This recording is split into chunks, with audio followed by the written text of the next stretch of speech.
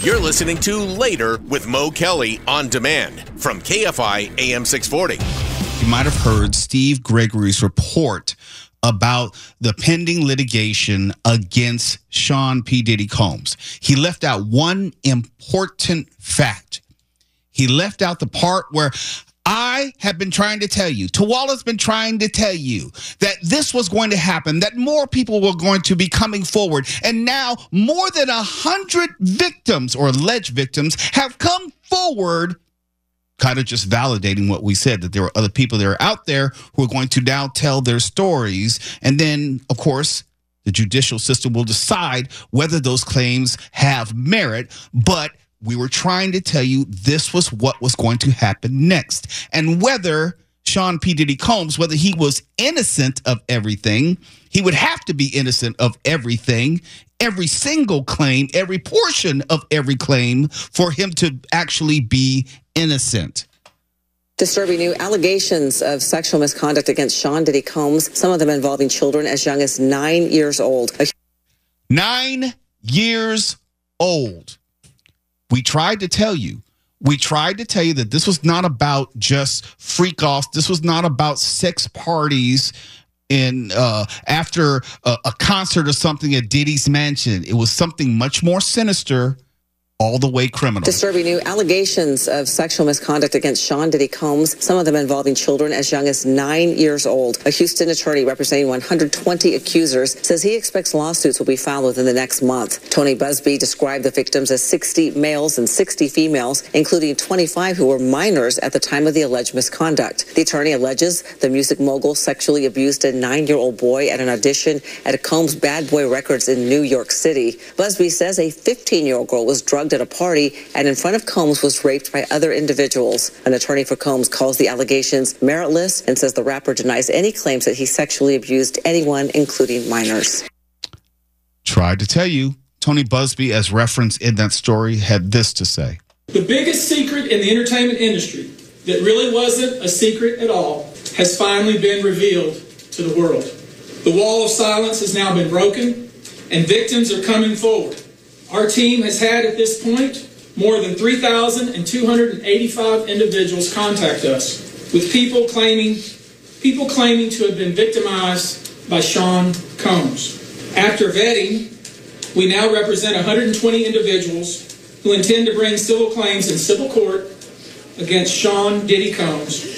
You should know, in this group, it is evenly divided between males and females. There are 60 males and 60 females who have joined us to pursue these claims as plaintiffs. The victims are from more than 25 states. The majority are from California, New York, Georgia, and Florida. When you talk about the ages of the victims when the conduct occurred, it's shocking. Our youngest victim at the time of the occurrence was 9 years old. We have an individual who was 14 years old. We have one who was 15. 25 of the 120 individuals who are plaintiffs in these cases were minors at the time of the acts complained of. We tried to tell you that there would be more, and this was not unknown. People keep saying this was not unknown. And then the response has always been, well, why didn't they come forward sooner? Why didn't they say something then? Because there was a threat of violence. There was a real possibility that not only would they be harmed, but they would be killed and their family members would be harmed. It wasn't about worrying about, what would happen to their career, someone trying to ruin their career, which was often what was said when we talked about Me Too through the lens of television and movies. Harvey Weinstein, he could ruin somebody's career. No one was talking about Harvey Weinstein dangling someone off a balcony or beating them up in their office and hitting them over the head with a telephone. No one was talking about the possibility of Harvey Weinstein, for example, blowing up somebody's car because they dated Cassie for a moment. It's altogether different when you have someone who's so very powerful. And again, this was pre-social media for the most part. There was no way to get out your story in any meaningful way. No one was just going to take your word for it and then run with that story. The whole world has changed in a media sense. The reason why the music Me Too took longer, and I have to say this again, is because the stakes were higher. The danger was more pernicious. The danger was more serious. Lives were impacted. Lives could have been ended. And I'm quite sure all of these individuals were threatened at some point. And until we deal with that, you're not going to understand the difference or the reasons why 120 people are coming forward now as opposed to 1999, because it was under the threat of actual physical violence. I know it's interesting that there are individuals who, and I don't know if they've reached out to you, Mo, but individuals who have reached out to me through DMs and said, like, you know, while you were in the industry, how come you didn't speak out? And I will just say for myself, I, as a consenting adult, chose not to go to any after hour. I went to one mansion party, just thinking at that time, like, oh man, I was invited to this mansion party, bunch of rappers. I want to go check it out. After I saw what was happening, and at the time what was offered to me as the party was winding down, like, hey man, you want to take your pick here? And I'm like, nah, I'm going home. After that, I said to myself, you know what? I have sense enough for myself to say, I don't want to be a part of this. All of the music industry, you know, conventions, I had sense enough to say, you know what? I'm going to leave this bar now because I know where this is going.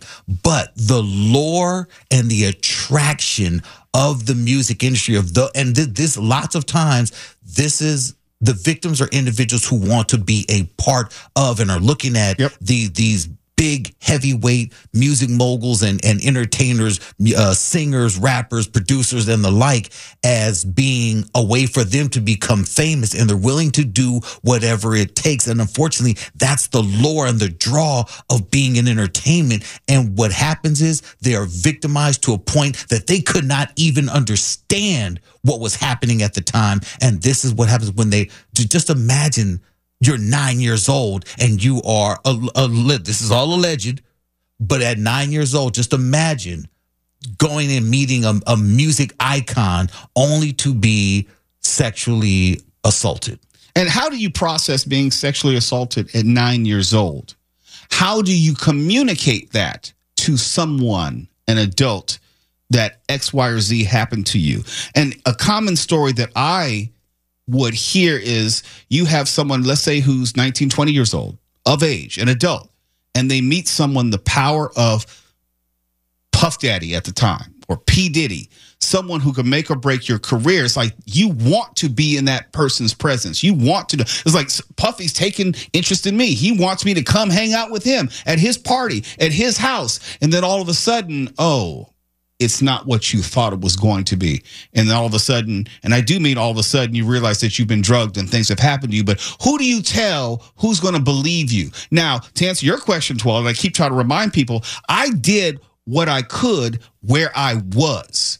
What I saw and could validate and verify at the Grammys, the National Academy of Recording Arts and Sciences, I spoke out. I spoke to the LA Times when it came to the books of the Grammys. I spoke to the FBI. I did what I could with what I had right where I was. A lot of things that I saw in the music business, and I said this last night, you know, a lot of the music companies were just this side of the drug trade. And these are real killers. Real killers. And it's not enough for me to say, hey, I think something happened to so-and-so. You're asking what I did? Are you saying that you would have done differently? Mm-hmm. Because I don't know about you. I've had a gun put in my face. I've had my life threatened. And unless you're ready to actually confront that or deal with the reality of that, and we were talking about this last night, it was a common experience where you go to a recording studio or a record label and there are guns everywhere. We had armed security 24/7. Why? Because someone may come in and shoot up the place. And are you actually going to really ask me or Tuala, well, what did you do? Why didn't you do more? FOH. F-O capital H.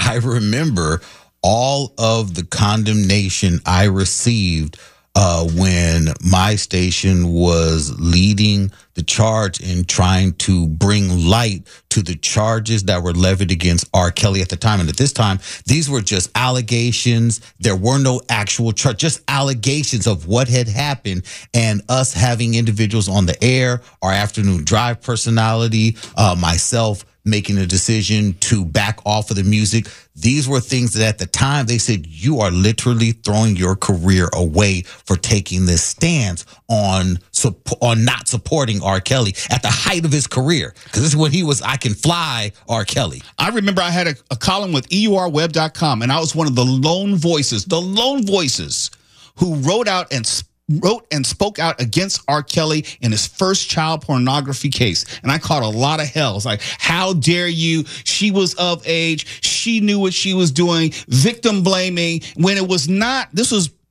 10 years pre-Me Too movement. Okay, whatever that first case was.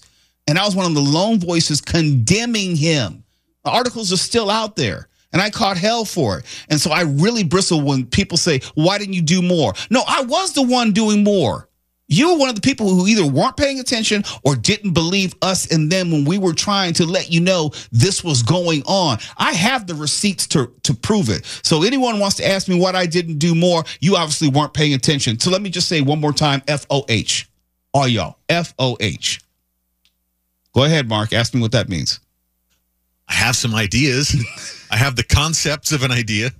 It's Later with Mo Kelly. KFI AM 640. We're live everywhere on the iHeartRadio app. You're listening to Later with Mo Kelly on demand from KFI AM 640. And as we talk about these streaming platforms, the different ones from Max to Amazon Prime to Disney Plus to Peacock, Paramount, doesn't matter. There is one basic idea that I think we should all agree upon. We keep the streaming services that we find value in. It's real simple. I'm not going to pay $5.99, $9.99, $29.99 for something that doesn't have any value. Or I'm not going to pay the $29.99 if I don't think that there is an equal amount of value in programming. Can we agree on that? Good. Okay, let's move forward. So when I see that CNN.com is offering, once again, because they've tried this before, subscription plans, premium content. It ranges from $2.99 a month to $29.99 a year. And some people may argue, and I'm sure Warner Brothers Discovery would argue, $2.99 a month is not that much. No, it isn't. You should be able to afford $2.99 a month. Yes, I can. But do I want to spend $3 a month on something, as far as I'm concerned, which doesn't offer any value? And when we talk about streaming platforms, it has to offer something that you want and that you can't have normally and justifies you paying money for it. Now, we know that CNN is the lowest rated cable news network. So right there, the demand for the free programming is the lowest of the major cable networks. And now you want to say, that's okay, we can go lower. We're going to ask you for money for content that you've already let us know over many years now that it's not something that you want even for free.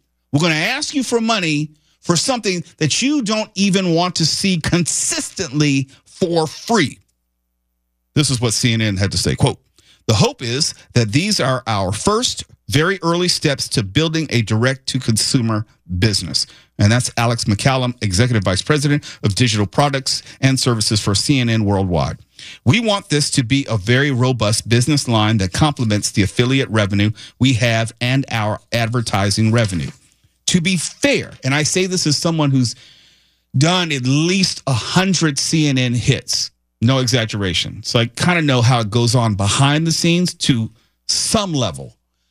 CNN is not just what you see here. CNN, that's the domestic channel. When you turn on your cable news and you see CNN, that's called CNN domestic. But if you've ever been at an airport around the country or around the world, you're most likely watching CNN International. If you watch the domestic channel after midnight West Coast time, it usually switches over to the CNN International feed. It's less opinion and editorial and more straight news. And CNN does have bureaus around the world, unlike Fox News, which does not. And unlike NBC News, which has bureaus, but it's not cable focused, CNN has content creating sources all around the world. So there is something theoretically which could be offered of value. But right now in America, they are focusing obviously on CNN domestic, and CNN domestic has already tried with, I think it was, Mark, what's it called? CNN Plus or something like that? It was CNN Plus, and it lasted exactly 1 month in 2022 from March 29th to April 28th. And even then they had the news bringing over Chris Wallace. There was new content which they were offering as a carrot for people to sign up. But this, what I'm seeing, there's not anything that they can even point to say, hey, you're going to be getting this and this and that and this exclusive that, and we know you want that, but we're going to make you paying for that. They can't even make the honest argument that this $2.99 a month is justified. Maybe that's where you get the fact checking. You have to pay extra for that. Oh, we all want that. Uh-huh. Now, according to CNN, CNN.com already has a robust user base that executives hope can be converted over time. Quote, we have this massive audience, over 150 million every month, and millions of people come to us through CNN.com many times a week, if not many times a day. The idea here is to take a product that already exists and add some more bottom to it. Well, you can't add more bottom if you're already the bottom. What does that mean? Add more bottom to it. It doesn't. It defies logic. Now, I understand your job as a media company, especially if you're in digital marketing, is to create some sort of revenue stream. Any type of money that they can get for this, I would say, is basically free money, because it doesn't seem like they're really putting out any money for new content. It's not like they're hiring new hosts. It's not like they're creating new shows like they did try with CNN Plus. It seems like they're just giving you added content, maybe behind the scenes content, maybe some video podcasts of some of the hosts. You know what I mean? Just kind of adding, nibbling around the edges, but not doing anything extravagant or anything really special to justify you coming out of the pocket for $2.99 to $20.99, $2.99 a month, or $29.99 a year. And I get it. They're going to make the argument. It's like, it's only $2.99. It's not that much. We all can afford $2.99 a month. It's less than a Starbucks cup of coffee, which it is. But I don't drink Starbucks. And I'm very specific about where I spend my money. There's certain streaming platforms I don't have anymore. Why? Because there's no value in it for me. Either I can get the content elsewhere, like on Tubi, like on Plex TV, or some other platform which streams for free, or I can do without it altogether.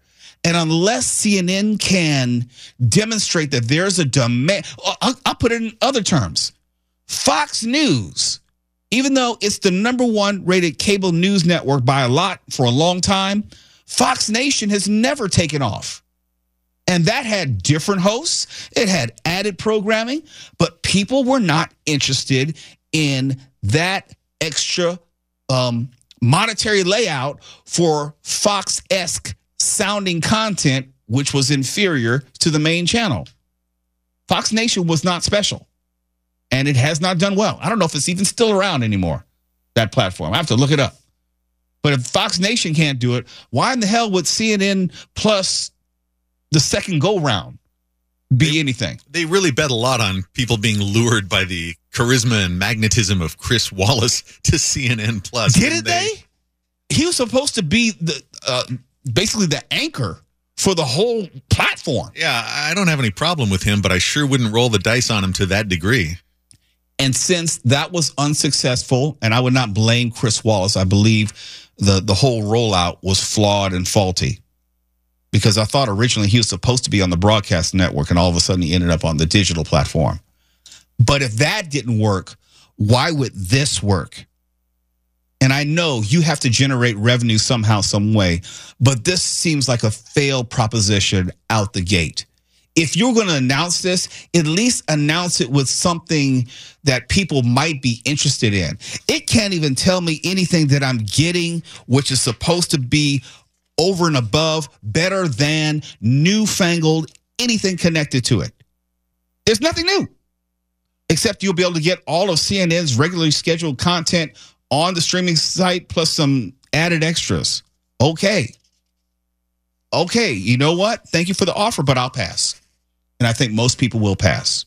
You're not going to get Mark Ronner's money. It seems He's to me cheap like as it is. I'm terribly cheap, especially when it comes to news product. They struggle to fill their schedule as it is. They're running recycled Bill Maher. They're recycling a show called the news show, the comedy news show from Britain. I forget the name of it, but with American stars in it. They don't know what to do with the time they have on their normal network. Why would I pay extra to watch them struggle to fill that? They say they're going to augment the offering with lifestyle content that might include projects in the vein of what Anthony Bourdain did or popular CNN personnel like Dr. Sanjay Gupta did, focusing on health. That doesn't sound like $2.99 a month. Oh, and the name of that show, by the way, was Have I Got News for You? The British version is really good. What was it called? Have I Got News for You? The British version? Yeah. It was the same title? Yeah. Oh, okay. Is it worth $2.99 a month? The British version you can see for free on YouTube, and I've been watching it for years that way. That's my point. Yeah. You know, why buy the cow when you can get the breast milk for... Never mind. KFI AM 640, we're live everywhere in the iHeartRadio app. You're listening to Later with Mo Kelly on demand from KFI AM 640. KFI, Mo Kelly. We're live everywhere on the iHeartRadio app. And we found out today that John Amos, the TV writer turned Emmy-nominated actor, he starred as James Evans on Good Times. You know that iconic television theme. He was also the older version of Kunta Kinte in Roots. Died. The news was released today that he died, but he died back on August 21st, as it was reported, of natural causes.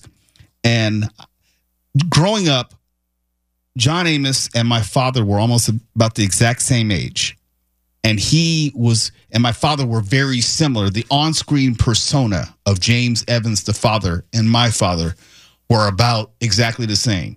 They were very, very, very strict. They were very, very, very focused on making sure that their kids went to school. And he was a physical disciplinarian, and he put the fear of God in you.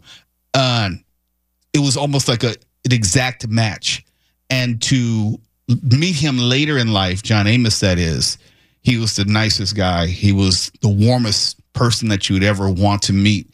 Very much unlike the type of character he played on Good Times.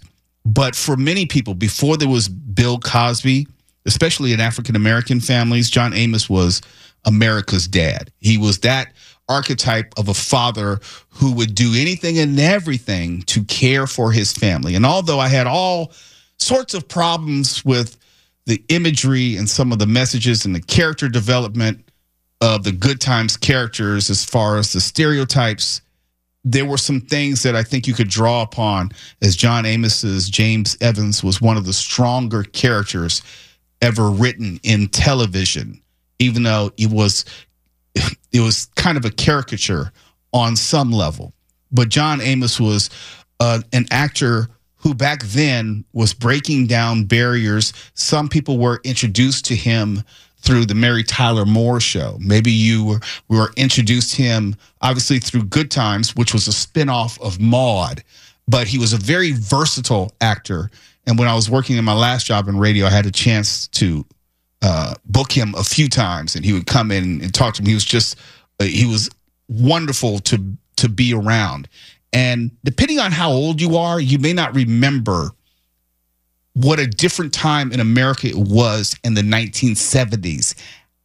Shows like All in the Family, which led to the spinoff of The Jeffersons, and All in the Family, which led to Maude, which led to Good Times. All these Norman Lear shows were related on some level. But Good Times, let me just play this clip for you. And this is from, I think, the third season of Good Times. Think about if this clip, this show, this content, this dialogue were used today. I went with Ilona to one of those meetings where women talk about their problems. You know, all that silly talk about trying to better themselves. One of them women's groups? Florida, I'm surprised that you're wasting your time at a crazy ladies meeting like that. Look at you sitting here bumping your gums when you ought to be in there making dinner. James, you asked me to sit down. I think you said enough. Well, there's one thing I ain't got no patience with is women trying to push in and take over a man's job. James, that is not what women are after. Don't tell me, Florida. I see it every day. They're taking the food right out of our mouth. I think you said enough. Hey, woman, what's wrong with you? You don't tell me when to talk. So you done been to one damn meeting right away you flying in my face. James, that's not what it's all about. I'm gonna tell you, you've been driving everybody crazy running around here. Now you going to them women's meetings. I'm gonna tell you something Uncle Ed used to say, and maybe he was right. There's only two places a woman belongs, Don't Florida. say it, James. James, don't say it. The kitchen in the bedroom, Florida. The kitchen in the bedroom.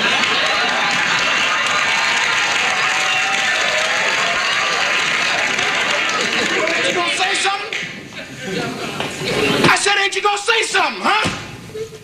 It was a different time in America, let me tell you. That would not have gone over well today. And you would not have received, even the fact of a studio audience, you would have not had that same type of reaction. Even though it was a comedy, it was just a different time in America. And maybe you didn't know John Amos as far as Good Times, so maybe you were introduced to him more recently. And this goes back to our conversation last night about John Ashton and why you have sequels, because thanks again to Eddie Murphy, you had the sequel to Coming to America, where we had one last look at not only James Earl Jones, but John Amos. And if you know anything about Coming to America, you know this. Look, being a McDonald's people, we got this little misunderstanding. See, they're McDonald's. I'm McDowell's. Huh? They got the golden arches. Mine is the golden arcs. Now, see, they got the Big Mac. I got the Big Mick. We both got 2 all-beef patties, special sauce, lettuce, cheese, pickles, and onions. But they use a sesame seed bun. My buns have no seeds. We don't get a sequel to Coming to America.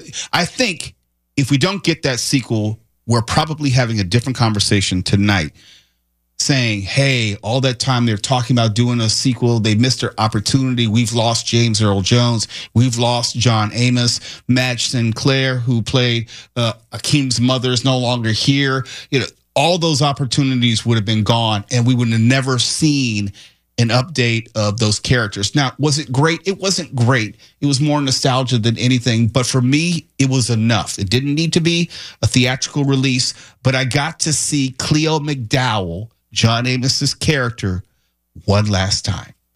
Like we said last night, it was one last ride. Now, we didn't get that with Good Times. They had the live versions, and also John Amos did play a part in one of the live versions. But sometimes you can't go back. Obviously, Esther Roll is gone. Jeanette Dubois is gone. Bookman's gone. Johnny Brown, who played Bookman. Mm-hmm. So most of that cast is gone, with the exception of Thelma, Michael, and JJ. Yeah. Wow. There's so many different roles that I appreciated John Amos in. I thought he was great in Beastmaster.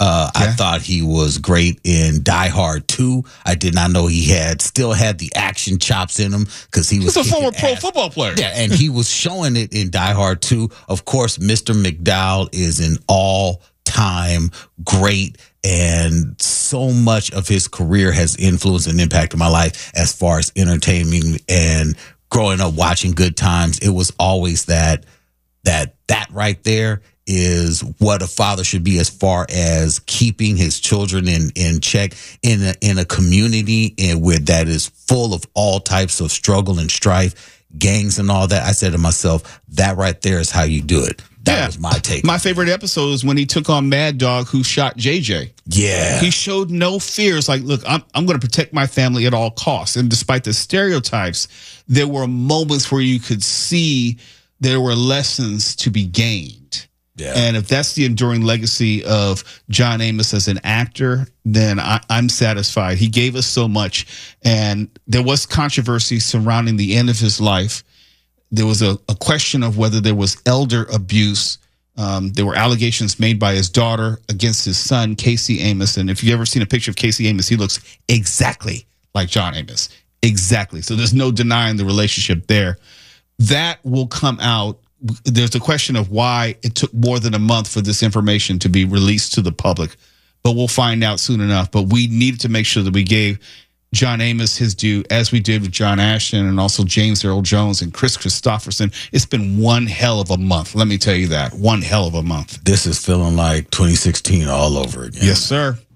You're listening to Later with Mo Kelly on demand from KFI AM 640. And before we get out of here, just want to let you know about two other television offerings which are coming down the pike in, I wouldn't say the near future, but they're in development. We're big Reacher fans here, the Prime Video series Reacher. Mark, what if I said to you that there is a spinoff already in the works on the side character Neely, the private investigator, who was really developed in season 2 of Reacher?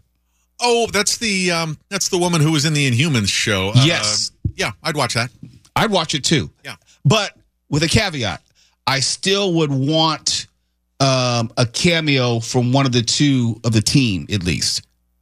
Because you got to have Reacher himself show up. Well, in a perfect world, but like in the way that Reacher brings in his friends along the way, well, Neely would bring in her friends along the way. They would help each other out. It wouldn't be always everyone coming to help out Reacher. Or, they would have to help out each other. That's not fair.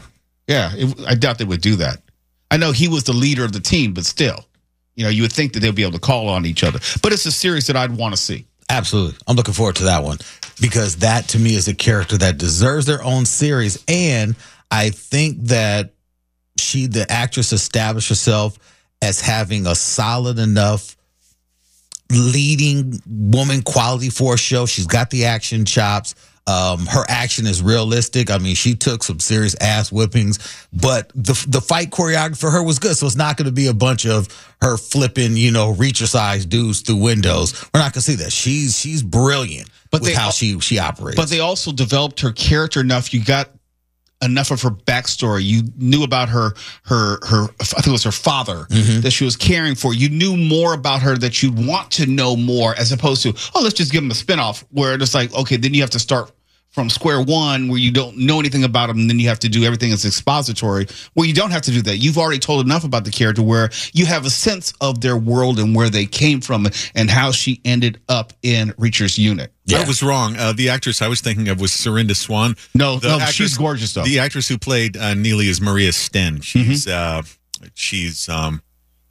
Swan has Danish. enough going on. Maria Sten's Danish. Yeah, Serinda Swan, she's oh no, I follow her on Instagram. Yes, she's a good follow. Is that the right verb? Follow. Okay. Yes. All right. Follow. Nothing more. All right. It's a social media term. It's not a euphemism. Follow her closely, do you? Not that closely. Frequently, intensely? Had to make it weird. You find yourself exhausted at the end of a good following? Shoot this motherfucker. One series in development I'm not looking forward to. And this is one where it's like, why? And I might be wrong. You may disagree with me. There are plans underway to get a RoboCop series going. I don't have any desire to see a procedural RoboCop show. A RoboCop Law and Order like series. Basically, it's like, Adam 12 RoboCop. I don't see it. I don't think it lends itself to episode after episode after episode, especially if it's going to be one of those shows where it's continuously about his family trying to figure out whether that's their dead husband - dead father who died on the job. Well, no, or RoboCop has his memories of his family. And no, in the end of that, he got it all back. The family, it picks up supposedly after RoboCop, where, everyone knows who everyone is, and he's just going day to day, living life as a robot policeman who can no longer love his wife or hang out with his kid anymore. So what happens when the wife moves on and starts dating someone else? Police brutality. They already had a RoboCop series back in the 90s. It was trash. Oh, I didn't see it. Oh, that was hot trash. I didn't see it. I never watched it. But the problem with these things is that Paul Verhoeven's RoboCop was satirical, just like his Starship Troopers was satirical. And a lot of people didn't get that it was satire. It's kind of like people who watch Watchmen and they want to emulate Rorschach. They don't realize he's really not a good guy. Not at all. Not at all. Neither is the comedian. What's name is involved in this series, though. That's why it has promise. Verhoeven? Yeah. Okay. Well, that's promising. That's yeah. promising. Yeah, You know, they say the tone matters. They say it's going to be exactly what it was supposed to have been when they tried to do the series in the first place. You know, he stepped away after the second movie, and then they did that ungodly third movie, and they did the even worse series because he was away. He was like, I got other stuff to do, but he's back on this. They've got of course, they always say that, but they've got a really good idea as far as to how to turn this into a series in the same vein as the first two movies. But we'll see. We'll see. No, we won't. No, you'll see and you'll tell me about it. And then if there's enough momentum, then possibly I would watch it. But I'm not going to watch it on my own. I wouldn't watch another RoboCop movie, much less a series. I wouldn't. Yeah, I'd buy that for $1. No, I wouldn't. Sorry. Wait. That's The Running Man. No, that's I'd that's buy RoboCop. that for $1. RoboCop. That's original RoboCop. Are you sure? Yeah. Positive. Yes. It was a recurring character. It was a commercial which was played in like the liquor store when RoboCop came in and shot up the place trying to get this guy. I'm sure. It's original RoboCop. Yeah, he's like a TV Benny Hill salesman. character. Yeah. I'm getting my dystopian satires all mixed up. Verhoeven is 86 now, and he's Dutch, and it's always interesting to me to see how foreigners satirize Americans with this kind of stuff. Yeah, they don't know that they're making fun of us. We don't know that they're making fun of us. No, we think it's righteous. We think it's badass. Yeah. Yeah, it's RoboCop. You guys are right. We knew that. Oh, okay, sorry. We didn't need you to verify that. Mark is frequently wrong. We don't need your help to verify that he's wrong. He's always wrong. Man, suddenly I'm against fact checking. Who knew? KFI AM 640. We're live everywhere in the iHeartRadio app. If you already know what you want us to say, you're probably in the wrong place. KFI And KOST HD2. Los Angeles.